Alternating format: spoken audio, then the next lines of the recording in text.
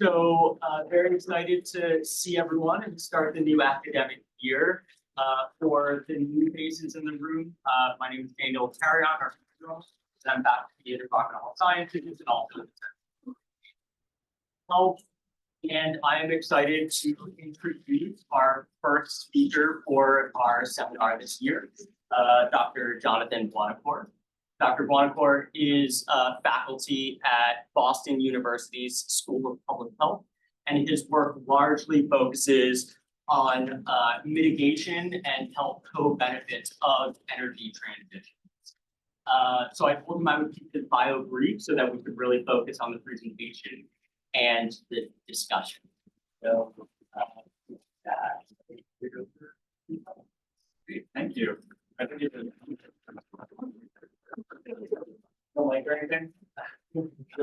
I know there's Zoom. Is there a mic in the ceiling? No, there's a mic in the ceiling. Oh, okay, great.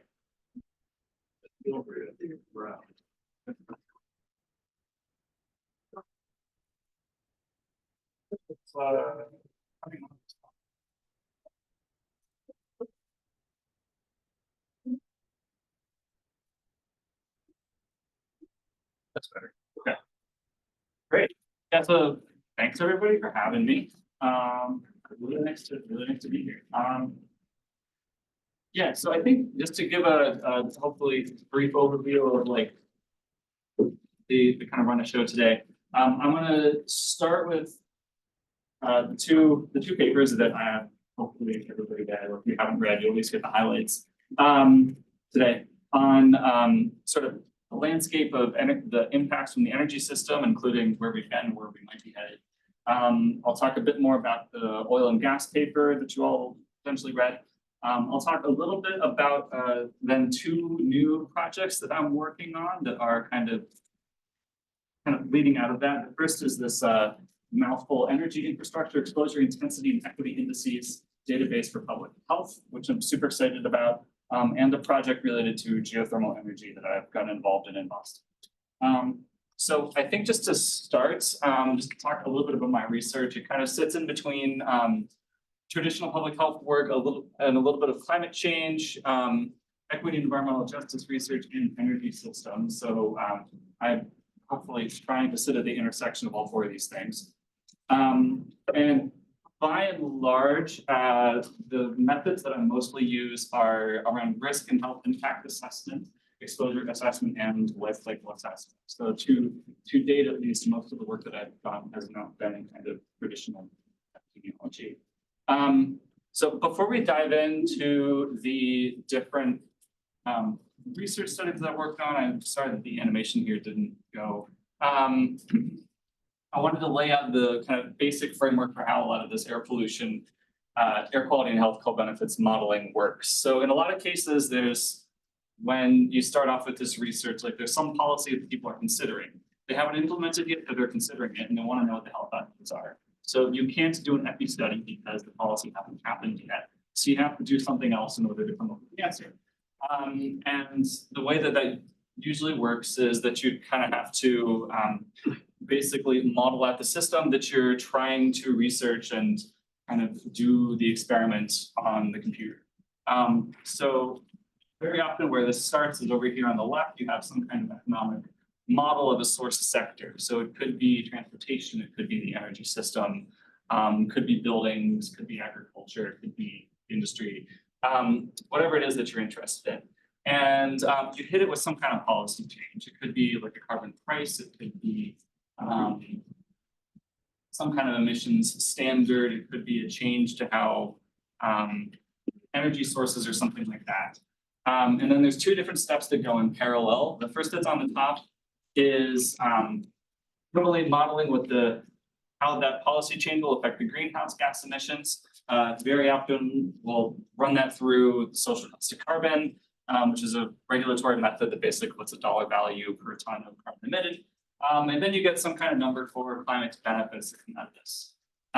In parallel with that, there's a slightly more complicated pathway to figure out the health benefits here. They're depending on exactly how it is that you want to slice this, you can make it as complicated or as simple as you want. making some modifications, has some issues, which I'll talk about in a second. But basically doing the same thing of figuring out the air pollutant emissions. In the fancy version, you're running these through some kind of air pollution modeling framework, since you have to know, if I change emissions to PM 2.5 or to a precursor or something at a source, like the relationship between that and how that changes population exposure is not terribly straightforward. So you have to run it through this kind of model. Once you know where and what types of air quality changes are happening, you can then run that through some kind of GIS-based impact assessment model, usually tie in some of the air pollution epidemiology to figure out avoided cases of deaths and asthma and whatever else you want. Apply these valuation methods, usually I tend to rely on the same methods that EPA does, and then come up with health benefits in the very end. So in the end, you have these two things, which a lot of people are very interested in, the climate benefits and the health benefits of some given policy, which can then be linked to the decision-making process. So I'm going to start with talking a little bit about the historical reconstruction paper. Hopefully everybody's read, which it was really kind of not really designed, but like the initial motivation for it was to look at how the transition in the U.S. away from coal and toward more gas, how that affected health over the course of that 10 or 12 years. So there was this really big decrease in carbon dioxide emissions from the electrical generation sector since about 2008, basically asking what happens to the health impacts of coal versus gas, what happened to some other fuels, and what has happened to the distribution of impacts from sources like buildings and industry, like has that moved around with each other. So another framework that I work with a lot is the risk assessment framework, which the EPA uses a lot. So there's this kind of 4-step process. The very first is to talk about the types of hazards that you're dealing with, do some kind of dose response assessment is next to figure out if somebody's exposed to whatever agent it is that you're interested in, what types of health problems may result. Exposure assessment very often happens in parallel, where you figure out like who is exposed with particular agents, and risk characterization happens at the end, basically asking like how big of a deal is this really. So for this, I was going to bore you with that picture of PM 2.5 you've probably already seen 19 times, and decided to skip it. So we're dealing with PM 2.5 exclusively here for this. So looking at this, we did really find that the health impacts in electricity, at least, they really decreased between 2008 and 2017 here. So they started off at about 60,000 deaths per year, largely driven by coal. And by 2017, it was down to about 10,000. But things got a little bit more interesting. Sorry, the animation's not working again. There should be some figures showing up here that look at industrial boilers, commercial buildings, and residential buildings, and it should show that it is much more of a mess. Where, as this is very straightforward. So with commercial buildings, the impact really didn't go down very much. There should have been a decrease in coal and a rise in biomass. For residential buildings, fairly similar, where there's a lot less coal and there's some really odd things happening with wood burning. And then with industrial boilers, what you should have seen was a decrease in coal, where a lot of it has been replaced by biomass, still in this PM 2.5. So here that is just broken up in a lot more detail here. Running across the top, we have coal, gas, oil, everything else, and wood and biomass, and then commercial buildings, electricity, industrial boilers, residential buildings. So this also shows that pretty well. And the different colors show different pollutant precursors. I won't go into super detail here, but in general, like oil use in commercial buildings has gone down a lot. Gas use has stayed flat. Coal use has gone down across most sectors, but again, in parallel with the decrease in coal, you have this big increase in wood and biomass that has really kind of made up for the gains that we got by decreasing coal consumption. Slicing things a little bit more finely, looking at 2017, these are three different air pollution impact assessment models, looking at PM 2.5 exclusively. You can kind of see that the models don't really agree terribly with some sources, and the precursors responsible for the PM 2.5 exposures differ depending on the source. So coal, it's largely driven by SO2 emissions. For gas, it's driven by a mix of mostly NOx, PM 2.5, and a little bit with ammonia, depending on the source. Kind of similar story with oil, and then for wood and biomass, it's almost entirely driven by PM2, like primary PM 2.5 emissions, which anybody who stood next to a fireplace probably shouldn't be surprised about. This is that exact same slide. I don't know why that's still here. Wonder if it's like putting in a skip slide. Anyway, so some of the findings here are that we found, like I tried to kind of make the case with this that we're in like a very different regime in terms of health impacts from air pollution goes. And like since that regime has changed, we might have to change our strategies. So it used to be the case in like 2008 where most air pollution was largely emitted by coal, which comes from power plants, and they're mostly stationary sources. And there's a few hundred very large point sources that are contributing most of the impact. Between then and 2017, as coal has gone down, these other fuel sources and other sources are having a much bigger role. So depending on what state you were in, gas, coal, or wood and biomass all had a major role.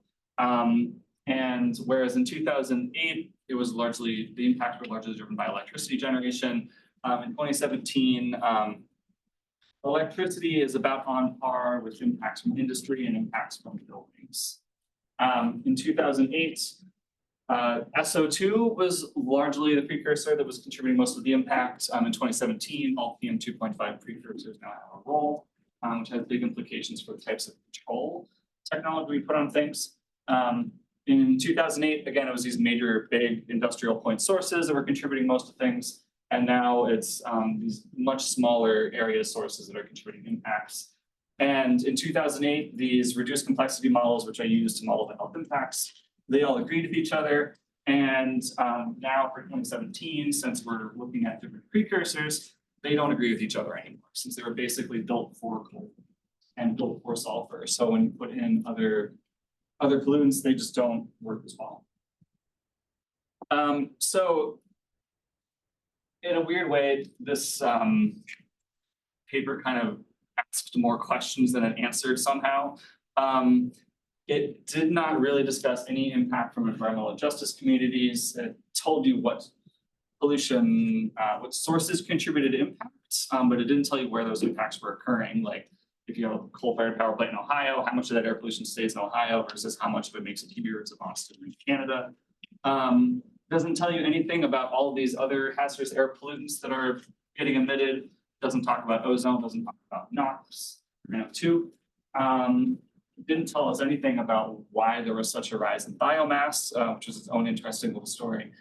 And kind of raises this interesting question where a lot of people have some of what's driven, I think, some of the switch to biomass has been the push for more carbon neutral fuels. I think there's other people in other portions of the campus that can do better to ask questions about whether wood is actually carbon neutral or not. But I can definitely tell you that it is not health neutral because it emits PM 2.5. And from a health standpoint, this might have been a bad idea. And it also kind of reveals these interesting differences looking at fuels across their life cycles, where natural gas may look like a good idea based on just what's coming out of the point of combustion, but it doesn't say anything about what's going on from oil and gas extraction, really.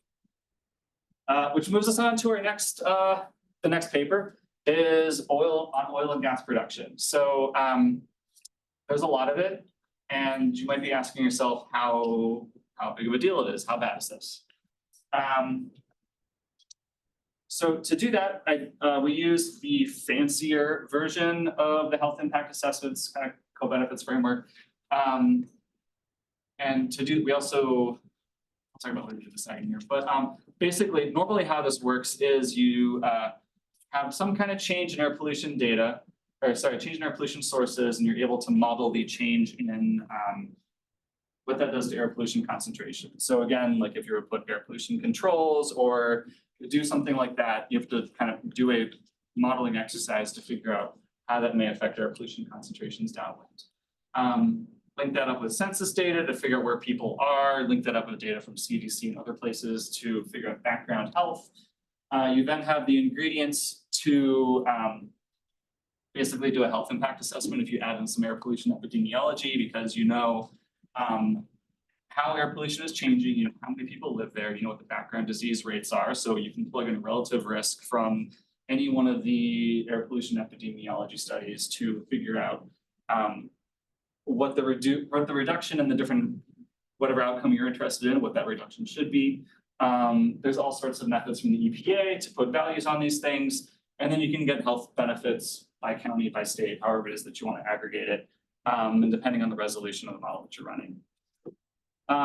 So I don't know if anybody has used BenMap, which is published by the EPA lately, but it's not fun.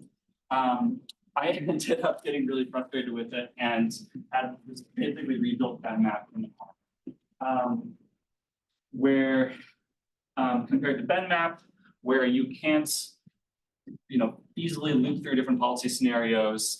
In BenMapper, you can, because you can use tidyverse. In BenMap, the batch mode is like impossible to use, but you can do it really easily using tidyverse again. So another advantage there. It's a lot easier to work in tidyverse than it is to work in a DOS console. If you don't know what that is, don't look it up. You'll have nightmares. And BenMap's visualization capabilities are pretty bad, but R is great. With BenMap, it's very, very strict about what types of atmospheric modeling input you can put in. But with BenMapper, it'll take literally any shapefile. With BenMap, it only models PM2.5 and ozone, because those are the only two pollutants that EPA pays attention to for regulatory impact assessment. But with BenMapper, you can put in whatever you've got data for. With BenMap, it's pretty strict about county. BenMapper, again, if you got a shapefile, it'll work. And with BenMap, it only works on Windows or this new cloud version that I also don't like. But with BenMapper, if you can run R, you can run BenMap. So this is what that looks like for oil and gas production. So this is some modeling results. I worked very closely with Dr. Sarah Varananchalan at UNC, who's one of the CMAQ developers and one of the best modelers in the country, this type of thing. So we ran through the air pollution of basically the effects on air pollution from the emissions from oil and gas production. This is what we found. NO2 as a pollutant, it was pretty focused on the areas where there was previously existing, or where there was oil and gas production. So you'll see like Texas and Oklahoma light up, certain areas of the Mountain West and Marcellus Shale, and this very surprising area of oil and gas production actually in the northern Michigan. But it tends to stay fairly close to source. Ozone is usually fairly regional, so you can see this really big kind of high area of ozone around Texas, Oklahoma, Louisiana, and up through Kansas. And kind of similarly, a pretty big plume sort of around West Virginia and Western Pennsylvania. And then PM2.5, surprising, nobody is somewhere in between, which matches the behavior of PM2.5. And using this, we were able to find that there were 29 exceedances of the EPA's, at the time, PM2.5 standard and 1 exceedance of the annual standard due to oil and gas, and 634 exceedances of the ozone standard. So running that through BenMapper, we were able to find that there were about 7,500 deaths annually due to oil and gas production based on 2016 inventory, about 2,200 new asthma cases, and about 410,000 asthma exacerbations. And the health impacts were not super surprising in terms of their geographic distribution. So there was a fair amount in a lot of the traditionally like oil and gas producing areas. So like Western Pennsylvania lights up, West Virginia lights up, Texas, Oklahoma lights up, the Mountain West and Southern California to an extent. If nobody, this is a little bit of a surprise going there lately, but like Los Angeles is basically an oil town. So there's a lot of oil production happening there. But there's a lot of places that light up that maybe you're very surprised by, like Boston, New York City, DC, Orlando, Chicago, none of which are known as being oil and gas producing cities. But again, like all these air pollutants have pretty strong regional spread. So getting exposed to some pollutant times a lot of people living there means you have pretty high health impacts from these, despite being far away. And weirdly, King County, which is where Chicago is, was the highest impacted county in the United States from oil and gas production, since they are downwind of basically everybody to their west is producing oil and gas. So no matter which way the wind is pointing, you're downwind of somebody. So again, at baseline, again, 7,500 deaths, 2,200 asthma incidences, 410 asthma exacerbations, a few other health outcomes, and grand total was $77 billion with a B dollars worth of health impact due to oil and gas production. We've gone on to do a little bit of future work kind of building from this. This in particular is looking at the impact of flaring. So for those who don't know, in areas that are particularly those that are producing oil, when you extract oil, you usually get methane gas, ethane gas, and a few other things. And if the wells don't have access to a pipeline or the natural gas pipeline, or don't have access to the right equipment to kind of strip it out, basically they have to dispose of it, so they end up burning it. And there's been some regulations proposed by the EPA recently to put some pretty serious controls on that practice. And kind of to help inform that, we did this to look at the total health impacts of the flaring and venting. And we found that there's about 710 deaths and I think I have the asthma cases later due to flaring. So you'll note that this map, the air pollution doesn't quite look like the map of oil and gas production in general. So for NO2, we've got the big influence around Pennsylvania, and then Texas and North Dakota, where there's a lot of impact from this. And looking at the ozone, it's mostly the middle of the country, and similarly with PM 2.5, but you don't have some of the other areas where there's just gas extraction being aren't really affected by this practice, with the exception of around Pittsburgh. So kind of main findings from this set of research and some of the conclusions we came from is that there's this large, widespread total health impact from oil and gas production.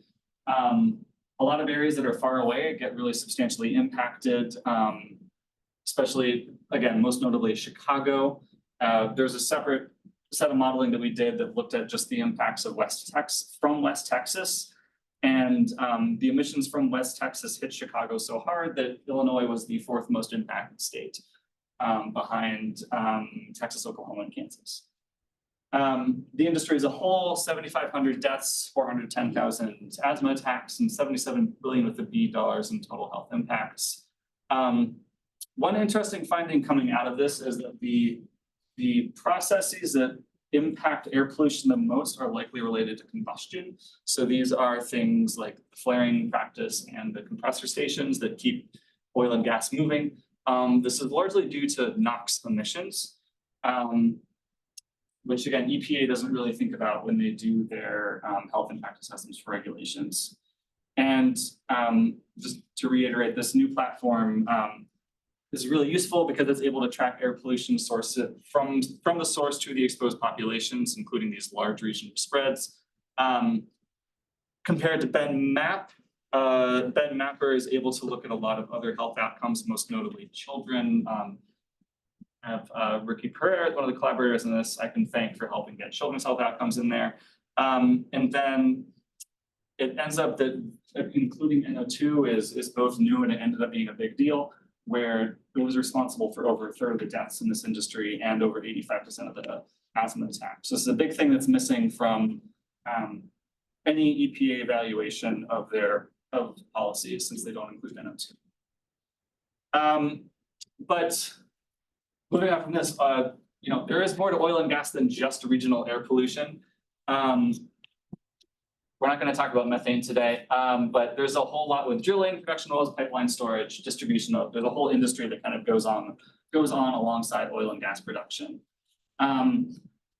There's been previous research that has associated with this with industry with all sorts of different health outcomes. There's been and environmental impact. So there's been increase in air pollution, surface water pollution. There's been groundwater contamination, noise and light.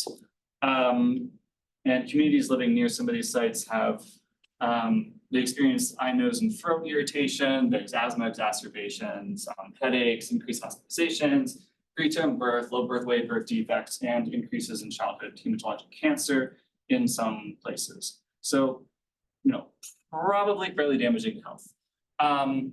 And it turns out that most of the because the industry is so widespread, there's about 17.6 million people living within about a mile of a well. That's about 5% of the US population. So this map over here is showing basically the redder your county is, the more wells there are. So you can see that pretty well tracks with the oil and gas production maps from before. This map here is giving the split between conventional and unconventional. So the brown circles these are just like the normal wells where you just drill straight down and don't do anything fancy. The unconventional wells are the hydraulic fracturing or fracking wells where they drill downwards, usually about a mile, drill sideways for about a mile or two, inject all kinds of chemicals and extract a whole lot of oil and gas. So those are mostly, I'm gonna move the Zoom thing. So most of the country, in most places, except for North and South Dakota, Michigan, and Arkansas, is mostly conventional wells. So like, even though like Pennsylvania and Texas are like very, very famous for the amount of hydraulic fracturing that goes on there, in Oklahoma, where it first started, by and large, most of the wells are conventional there. And then the map in the lower right gives basically the fuel breakdown. So the blue is gas, the red is oil, and the green is wet gas, which is like methane and propane.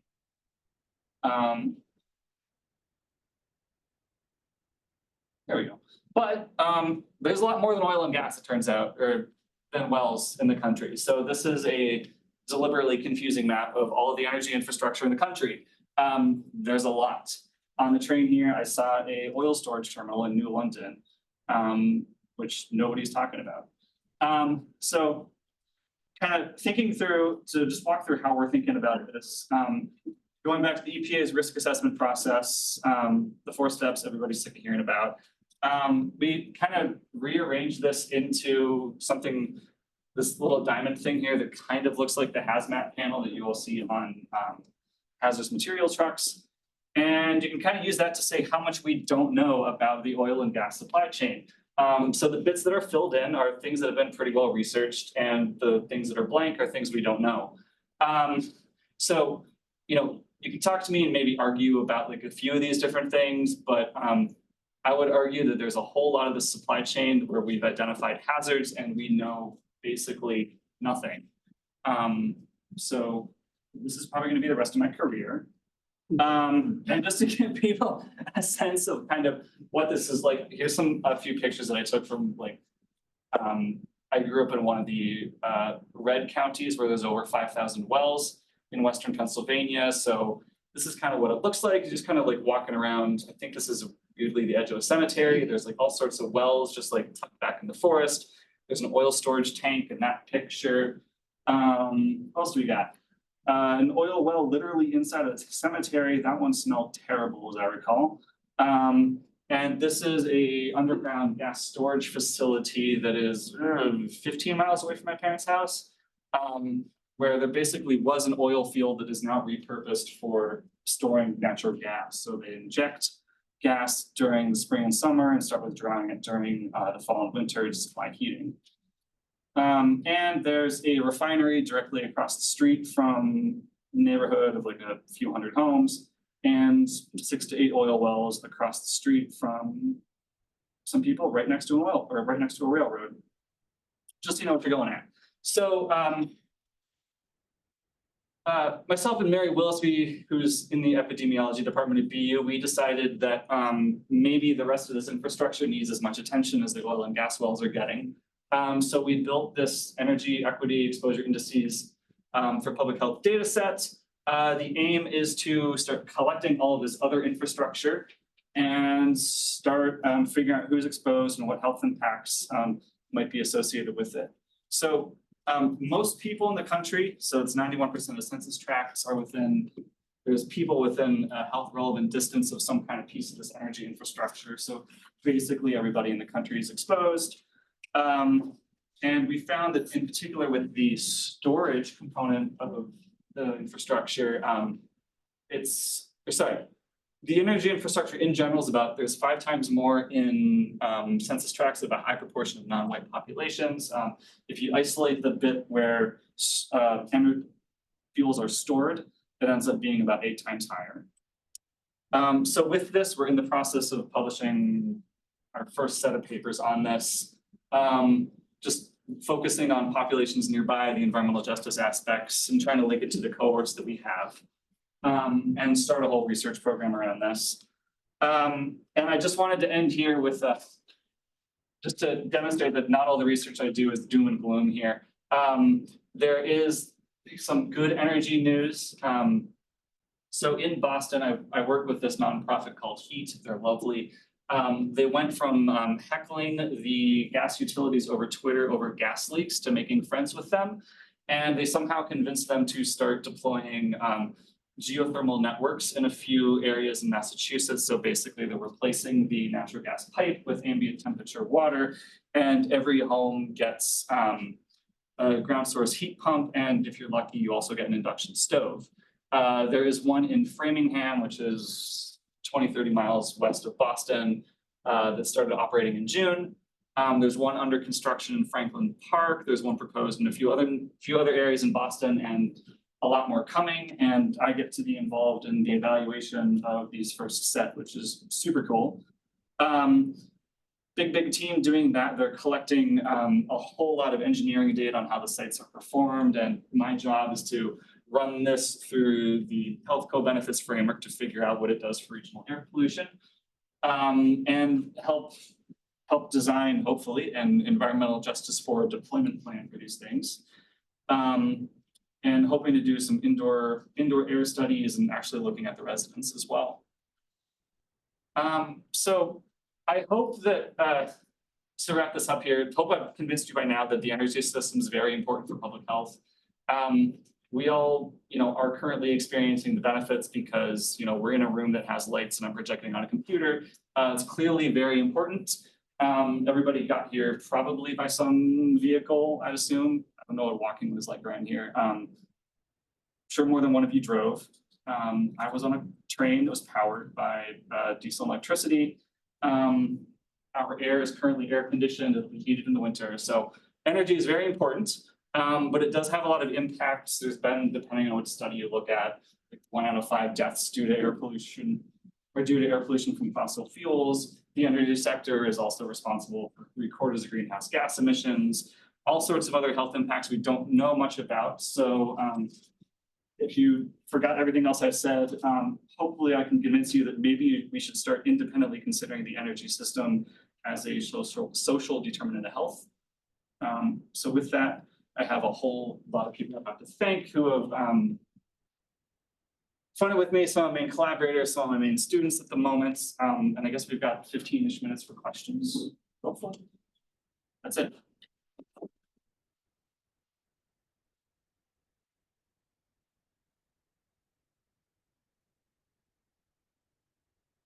Yeah.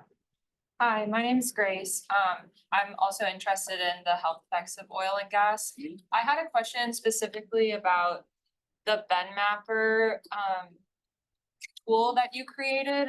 I guess it's more of a philosophical question, but as you as one individual had to recreate an entire government tool, and as you've shown how important the energy system is to public health and how it's funded by our government. Mhm. To what extent do you see the balance between like the government undertaking some of this research and helping to create these tools that you're doing as a researcher at an institution, and basically like how effective can we be as researchers in academia to combat such a large system when the government maybe isn't up to speed as you are? Yeah.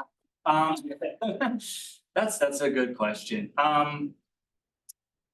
You know, I guess first it's important to, you know, you can't treat the government as like a monolith. Like every single agency and institution has their own priorities, things they like, things they don't like. The type of, so you'll notice if you look at my funders, there's not a government agency on here. It's mostly funded by foundations because it's largely focused on policy and building these kinds of tools, which government agencies don't do. And for most of this air pollution work, since we're using epidemiology rather than doing epidemiology, the NIH doesn't fund it. And if you put the word health in a grant to NSF or DOE, Department of Energy or anybody else, they assume that NIH should fund it. So it falls, which they then don't. So it tends to fall like in this gap of kind of interdisciplinarity, which has been challenging to deal with. I've probably only gotten through because I'm extremely stubborn. But like there are a lot of foundations out there who are funding this kind of thing. And yeah, there's a good argument that like EPA or NIH or somebody should fund this, but they have not and they don't. But that might be hopefully changing sometime soon, hopefully. I had a comment and a specific question. Yeah. So the comment is that hopefully you won't be studying oil and gas for the rest of your career. You can go on to study solar and wind, and Yeah. that would be great. Because we'll all be in trouble if you're studying oil and gas for the rest of your career. Yeah. But my question was about the compressor stations. Yep. Just, you said, so how is, I never thought of them as being involved with combustion. So maybe you could just explain that.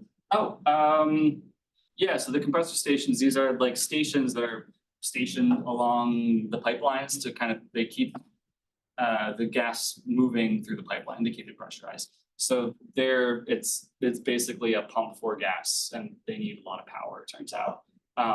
There are some, I think, that are electrified, but that's pretty rare. Yeah. They emit a lot of NOx because they burn diesel or gas straight from the pipeline. So your findings have a lot of really interesting and profound impacts for policy, and I mean that in terms of not only legislation, but also regulation, like regulatory frameworks, as well as like legal implications. And can you talk a little bit about your experiences? I know I think you've done some like engagement with EPA. I don't know if you've done any like legislative testimony, but maybe share a little bit about how you've taken this work and how you approach engaging in policy outreach or communications. Yeah, I think a lot of this, I don't know why I went to the slides, it's totally useless for this. But like, I think it really depends on the particular agency, and I don't know, like I work so closely with like EDF and RMI and HEAT. So like usually when there's opportunities, they're usually the one who tell me, and then I just like go and testify to whatever it is. But in a lot of cases, so like the work on methane and the work on the flaring, we can submit those directly to the public comment docket for the different EPA regulations, and then like EPA is under administrative law requirements to at least respond to it, whatever that means. So I've done some of that. I've done testimony in front of largely it was the Public Utilities Commission in Massachusetts around getting these geothermal districts installed. I was really excited because last time I was there was another health person for the first time ever, which was great.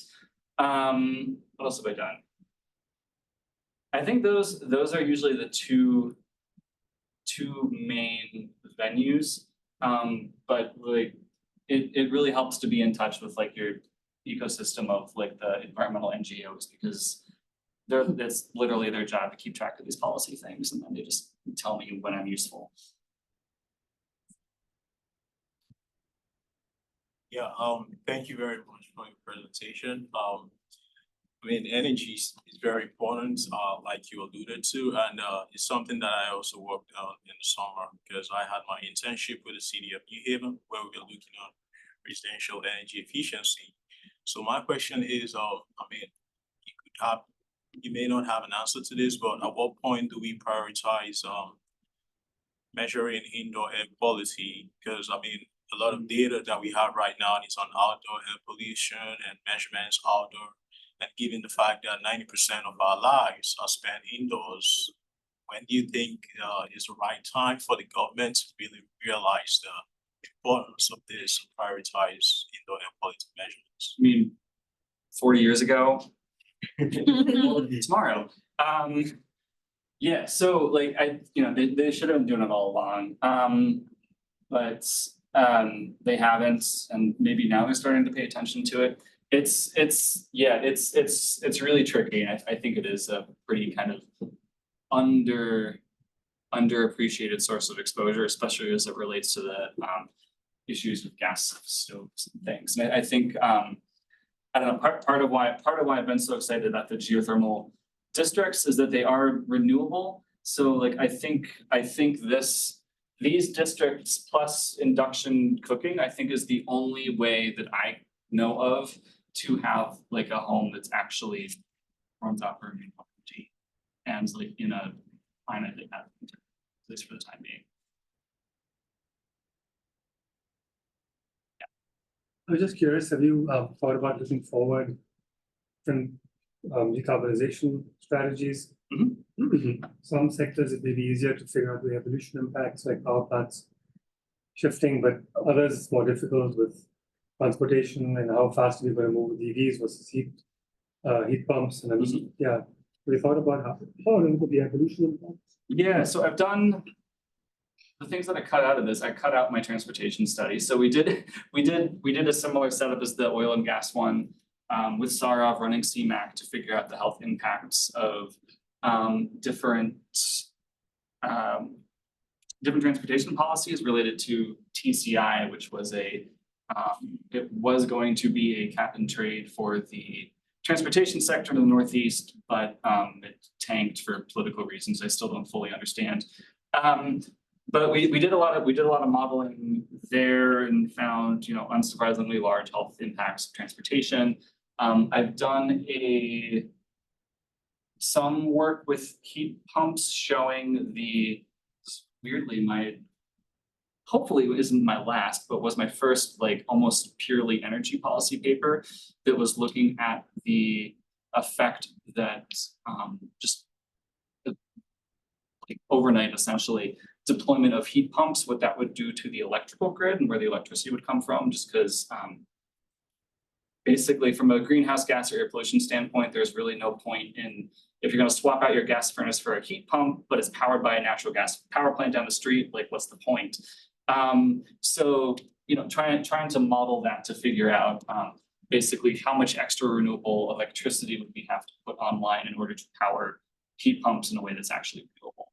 And again, since these are probably going to end up being, it looks like 6 to 8 times more energy efficient than an air source heat pump, deploying these rather than individual air source heat pumps will probably make it so that it'll make the electrical grid's job a lot easier.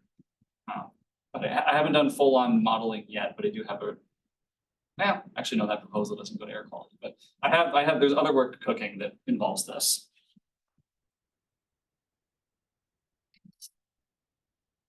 So I'm thinking about your first study and this kind of shift from like major point sources to more just like dispersed non-point sources. And I'm wondering what you think the implication there is, both for regulation as well as for scientists trying to inform regulation and policy. That's a great question.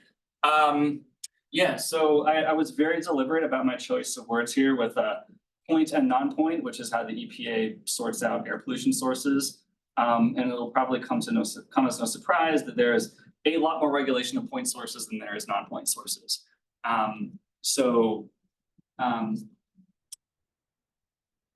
Basically, with this switch to non-point sources, it switched from regulated to much less regulated sources, which has its own, obvious set of issues as far as them not having to put in pollution controls and that kind of thing. The other issue is that 3 monitors in a county is probably a bad idea. You're not actually going to pick up like what is actually happening on the ground, since again, it's a whole lot of sources producing air pollution fairly locally. And you may not be picking up a lot of the nuances of what's going on with some of these sources. The third regulatory issue in here is that this is the wrong slide. The third regulatory issue is the switch to the different precursors and the different pollutants. So we have really strong air quality standards for PM